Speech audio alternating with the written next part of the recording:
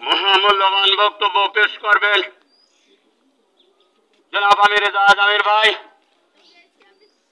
তাই আপনারা যারা চালনায় যাওয়ার জন্য ইচ্ছুক আছেন, মল্লিকবাড়ি ঘাট থেকে ট্রলার ছাড়া হবে একটাই। সকল দানি শীষ প্রিয় জনগণকে দৃষ্টি আকর্ষণ করছি, আপনারা যারা চালনায় যেতে ইচ্ছুক আছেন, মল্লিকবাড়ি ঘাট থেকে ট্রলার ছাড়া হবে একটার সময়। আপনারা ট্রলার ঘাটে যাওয়ার জন্য আপনাকে বিনীতভাবে আহ্বান করছি। আর যারা মল্লিকবাড়ি না যাবেন, হাসারির ঘাট থেকে আপনি উঠবেন।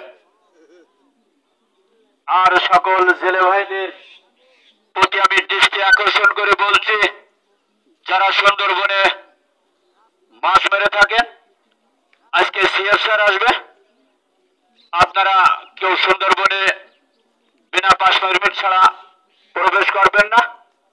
সার্বক্ষণিক কর্তৃপক্ষের নির্দেশ সকলকে আহ্বান করা হচ্ছে।